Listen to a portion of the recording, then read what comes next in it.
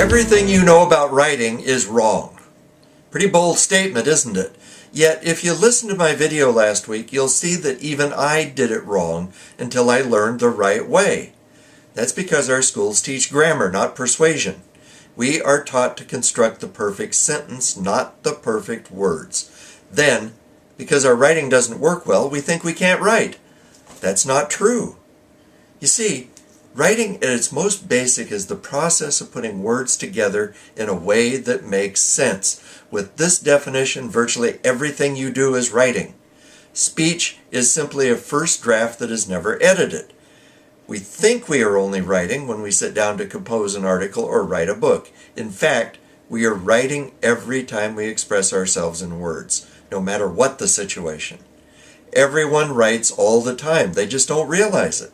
Doesn't it make sense to do it in a way that grabs and persuades your reader or listener? In my last video, I taught you a few key concepts about writing that are critical to your success. Today, I'm going to give you some of the keys to creating powerful writing that persuades. Now, you may say you don't have to persuade. Truth is, you do. Everywhere and in everything you do, from training the dog to selling products and services. For instance, the fiction writer persuades the reader to read. The non-fiction writer sells ideas or self-improvement. Before you can learn how to use these writing skills to market your products and services, you need to master the 5 commandments of great writing. The first commandment of great writing is, do not bore your reader.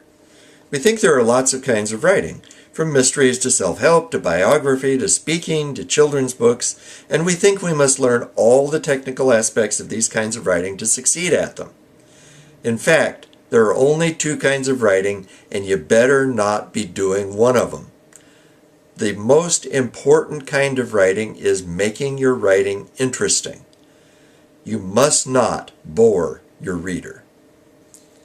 The second commandment of great writing is write. Many people wait until they think they are good enough before they start writing. This is a mistake. Pros write until they get good enough for a publisher to buy their work. For instance, remember when you were a child and learning to ride a bicycle? You didn't do it right the first time, did you? You practiced and you practiced and you fell down and you got up and you tried it again and again and again. Same thing when you were driving a car. When you learned to drive, you had someone in that car with you. You didn't do it by yourself and you didn't do it right the first time. Write every day. That's how you improve. If you think, well, I'm just journaling, so I don't need to know how to write.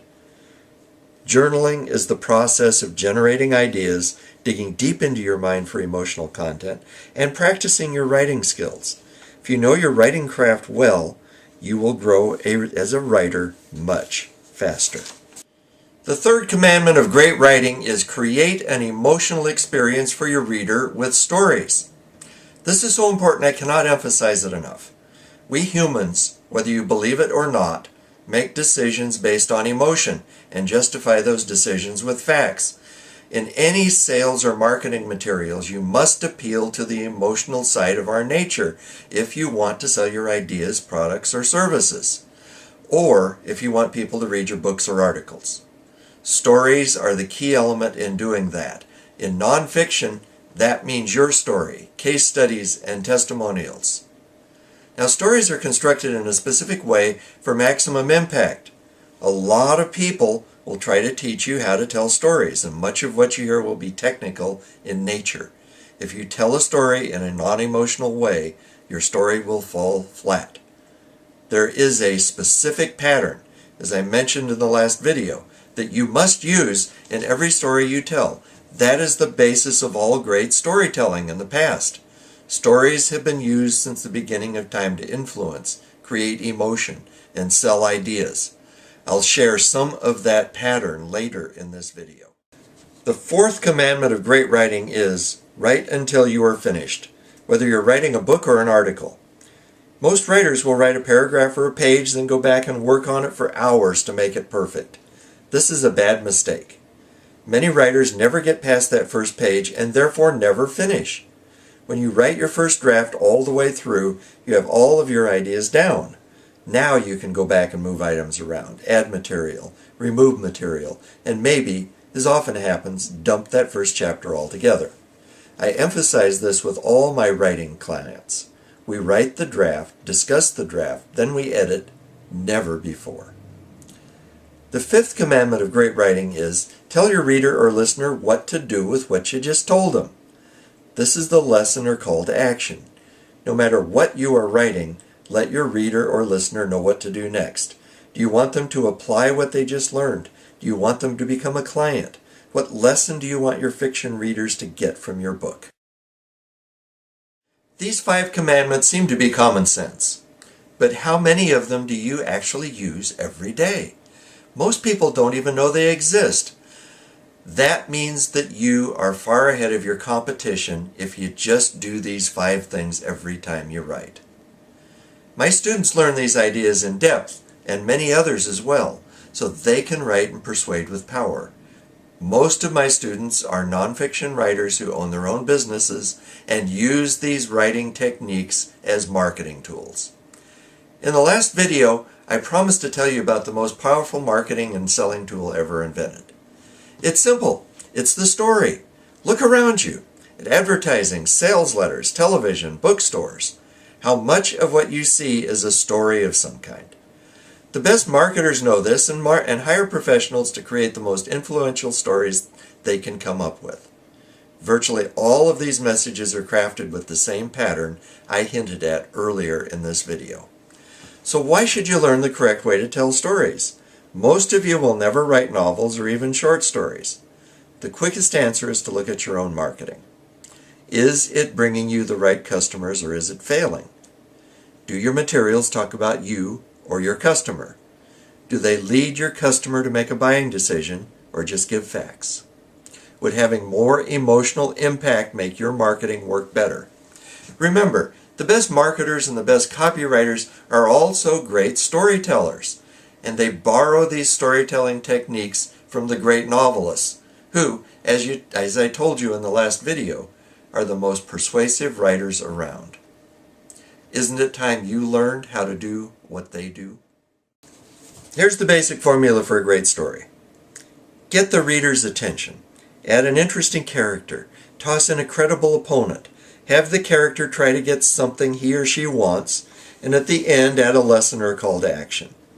Today all we have time for is the first step. However, this is the most important step, and I'll include with it the key element that almost nobody teaches and show you how to do it. You've all heard it. Before anyone will read your material, you have to get their attention. This is critical in everything from an email to a networking introduction, to an article, to a book. People have short attention spans, so you have to grab them right at the beginning. Most courses teach you technical items such as length, making it you-oriented, giving benefits, and so forth, all of which are good and all of which you need to have. Almost nobody teaches the key element. Plant a question in the listener or reader's mind that they want answered. For instance, the opening line of one of my novels is, "For me, it began with a lie." Now, how many questions do those 7 words create? Who is me? What began? What was the lie? What happens next? Who was lied to? You can probably think of others. The key point is if the reader wants to know what comes next and wants those questions answered, he or she will continue to read or listen. Look at all marketing materials, the newspapers, blog posts, emails, networking intros, television promos, and ask yourself what questions the headline asks and how well it did at getting you to read further. If you're selling a specific item, your headline must relate to that item and to what your target market wants to know about that item. That way you will attract exactly the people you want to attract, since they are the ones interested in your item. These writing skills, and they are really communication and attraction skills, are rarely taught in schools. You need to learn them from professionals and practitioners who know and use them every day. These mentors will lead you through the details you need to know to put them to work for you. The story process is complex and multi-layered, as you can see from the one example I've given here. Each step has nuances that can make the difference between success and failure. That's why I'm making these videos. And that's why in the next video, I will show you a way you can learn these techniques yourself. If you liked what you learned in this video, go ahead and leave a comment below. I'll read and respond to each one. Watch for the next video in a couple of days. I'll go over why books and articles are such powerful marketing tools and how you can learn these powerful writing tools too.